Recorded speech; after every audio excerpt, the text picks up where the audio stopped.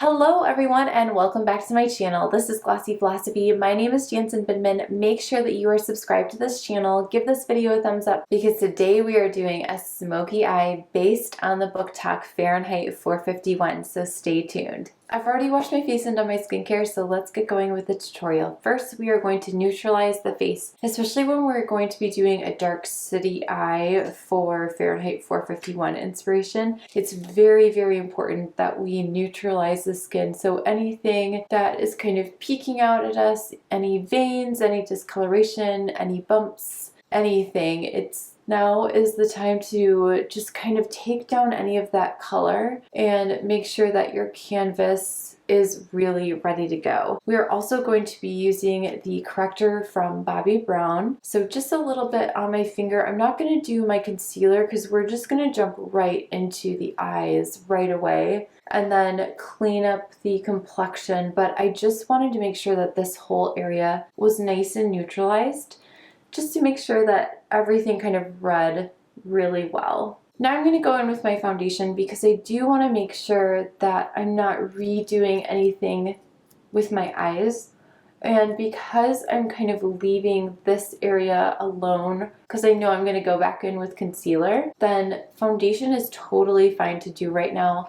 Lisa's eyeshadows don't, plop about or anything like that. So I know that I can trust this formula to pretty much behave when it comes to a smokier eye. So just very quickly getting that complexion on. I have a whole video on how to do your base really, really well if you would like a little bit more instruction, but I do want to get to the eyes as quickly as possible because that is the star of the show this week. So when I was thinking about how I was going to translate Fahrenheit 451 into a makeup look, I was discussing it with my husband and suddenly it just came to me like the soot from burning the books. Let's do a really sooty eye, but let's make it wearable. Let's not make it too charactery or costumey. I have done a movie before where I made faces very sooty because they were minors. It is not going to be like that, as you can already see from the intro. Now we are going to go into the Cinnabar palette. This is like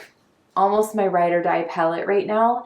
It is very much the palette that I grab all the time. And as usual, we are going to be really playing with these three shades. I don't know if I'm going to add any sparkle. I'm not sure if that really fits with the brief of the book. So I'm going to start with my 201 and just into that lightest brown shade, and I'm going to make sure that I'm putting that all over my lid, but just like a really light dusting and getting just something down for the darker shadows to grip onto. And I'm not being super careful about this. I'm just trying to get, again, something down for them to grip onto. Bringing it up into the socket, and because this brush is nice and fluffy and big, it's doing the work for me. So the point of the brush is into the socket, and then the rest of it blends it out from there for me, the outer parts of the brush. So now I'm going to go into my 217, and I'm going to start kind of playing with those darker shades. I'm going to dip into both the darkest and that medium tone, and I'm going to saturate just the side of my brush, and I'm going to start building up that smoky city eye and just kind of seeing how it sits on the skin today. Sometimes a full smoky eye looks really good and sometimes it doesn't, and it just, it depends on your mood, it depends on where you're going. This would be a great date night look, like a really special date night look for a gala or an event. I don't know if I would really wear this during the daytime unless I had absolutely no time to change my makeup, but especially like because now that I'm a mom and I do, drop off, pick up and all that stuff for school, it might just be a little too much. For me and my eye shape, I always like to have most of the color focused on the outer part of that eye so that it just kind of lifts a little bit. You could also have it lift in the center of the lid and that will make your eye a little bit rounder. I'm going in again with the same two colors, but just starting to build that up on the outer part of the lid, I would say about halfway. I'm also going to be, I know I'm going to be taking a pencil brush and really going along that lash line. And I also know that because these are powders, I have time to play. It doesn't have to be perfection right away. I can just kind of get my shape down and then play as I need to. So pencil brush into that really deep sooty color and just going right along that lash line, and if we need to amp it up, we will. But right now I just want to get a soft line that I can kind of pull up into the rest of the shadow and play with a little bit. But you can see that helps separate the lash line from the whites of your eye, which is so important. If you have smaller lids, make sure that you're just using the tip of your brush instead of the side of your brush, so it's not taking up as much room. Okay, so I'm really liking this shape so far. I'm going to go in with a 217 and I'm going to go back into that lightest brown color, and I just want to start to soften what's happening in the socket and also in the crease. I want to blend that out just a little bit and make sure it's nice and soft and it looks like everything is deliberate. It has been a choice. It wasn't an accident. Or I didn't forget to blend out the darker colors. So just kind of making it a little bit more almost of an ombre rather than a definite stop. Now here's where you can decide if you want to add that liner. I'm going to go in with Cinder Smoke. I'm also going to use this as a tight line as well. This is one of Lisa's pencils. These are phenomenal, but just keeping it really nice and soft. Sometimes I think when you do a really dark eye, it's a good idea to stay away from that liquid liner because then you're kind of confusing the look. Is it about the liner and the graphicness of the liner, or is it about the soft smokiness of the shadows kind of blending into one another? So I think a pencil is a great way to go, or a really dark shadow. But if you feel like you need just a little extra, especially on the lash line, then going with something like Lisa's pencil is a great idea. So just really working that into the lashes really gently, just kind of wiggling back and forth. And that makes a huge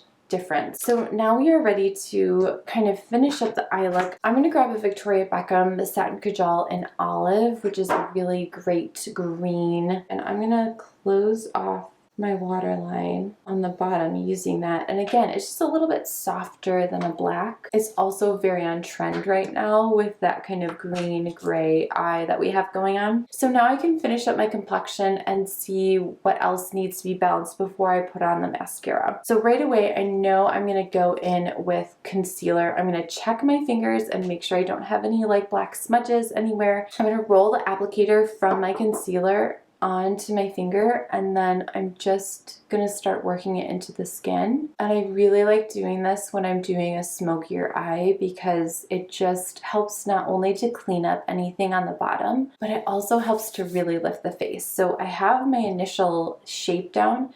Now I'm gonna go in with my Fluffy 57 and just make sure that that also supports the shape of the eye. We're not doing a cat eye this time. I really wanted to keep it more focused on my actual eye shape rather than elongating it, but you could absolutely do that as well if you wanted to. And just bouncing where I need more coverage and blending out where I want it to blend into the actual foundation. Going in with Anastasia for the brows. I like this one so much better than the Brow Wiz because I feel like this one you can really mimic the hairs and you can do it just so quickly. You can use the tip of this applicator the same way that you use the Brow Wiz, and for me, it just works. It works a treat. So anywhere where there are some blank spots, just kind of filling in, going in the same direction that the hair is growing naturally, and always taking just a little bit of a step back, seeing if there's anything I missed, and then making sure that you're combing through with a spoolie just to soften it and make it look just a little bit more natural. I'm going to use the 108 from BK Beauty in my Hourglass Ambient Lighting Powder and just basically where I put that concealer, because don't need to mattify everything. It's really just through the center of my face, for me anyways, where the shine seems to happen. We don't mind a little shine over here. I'm going to put on my gloss because I'm also going to use that for blush. And this is Songbird by Lisa Eldridge. It's just a touch of pink and brown. It's like a more muted Muse without the red. So again, I'm just putting that on my finger. It is going to be just a little sticky, but I feel like if you're doing a deep eye like this, you know, you're not out and about for forever. So a little bit of a sticky cheek is fine, unless you're doing lots of cheek kisses, in which case I would not recommend this because people will come away with sticky lips, which can sometimes happen at events. If that is the case, then take a really fluffy brush and you want to do this trick, go back into your translucent powder and just quickly tap on. You will lose that kind of youthful glow, but you can go back in with your highlighter if you need to. I always feel when you do with a darker eye, you definitely want to add just a little bit of bronzer just to liven up the skin. And even though this is a really great kind of bronzy, it's not a black smoky eye, but it can drain you, especially in like dimmer light. So you want to make sure that you're kind of balancing that out with just a little bit of bronzer, just to give the eyes somewhere, just to help sculpt the face and give it a little bit more life as well. Final thing we are doing is going in with some mascara. I'm still loving these Tarte mascaras.